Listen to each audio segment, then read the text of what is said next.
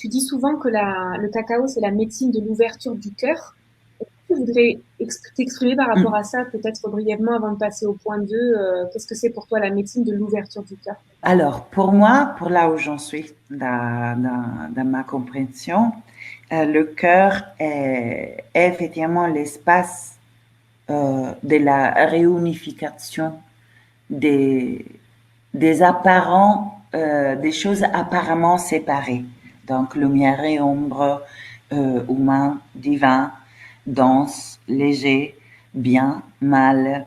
L'espace du cœur est l'espace où tout ça, ça peut être accueilli et intégré, où on découvre en fait que la dualité, où la dualité s'estompe, voilà, où on perçoit donc l'unité de toutes choses.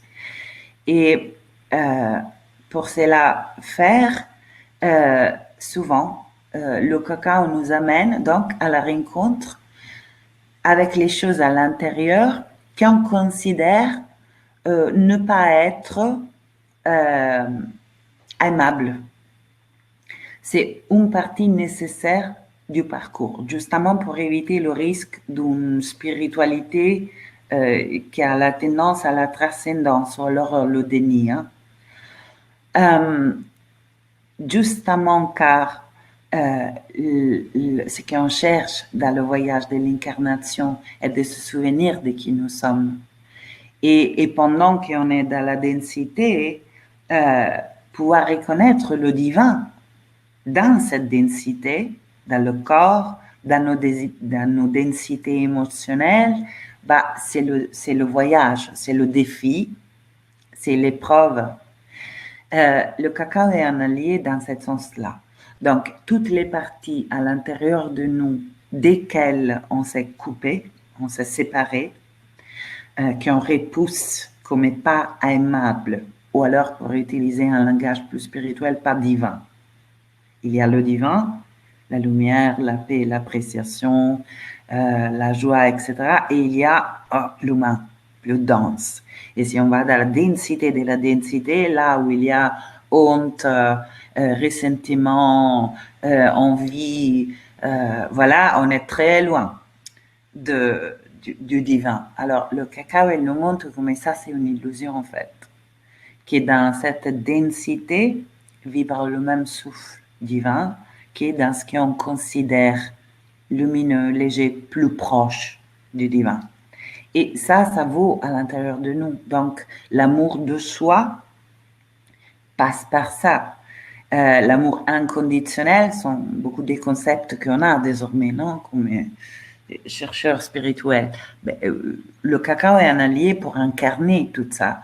L'amour de soi inconditionnel, ça veut dire que quand je rencontre la haine de moi, bah, c'est ça qu'il faut que j'entoure de ma présence et de l'amour que je suis.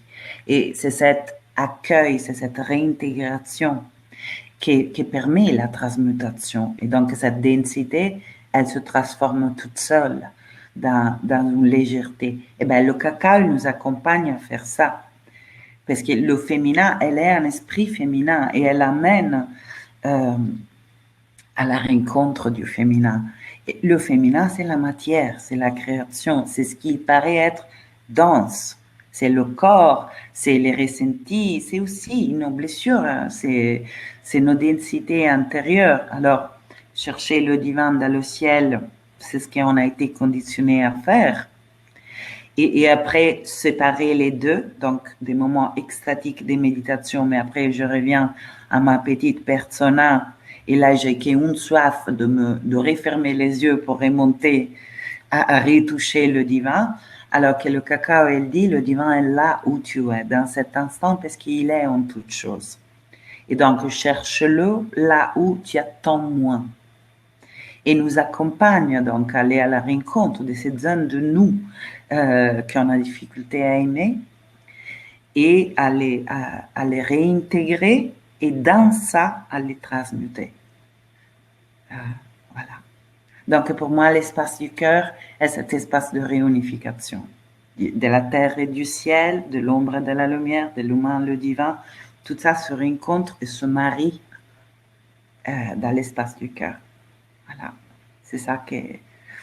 que le cacao nous accompagne en douceur à faire. Merci, Maria.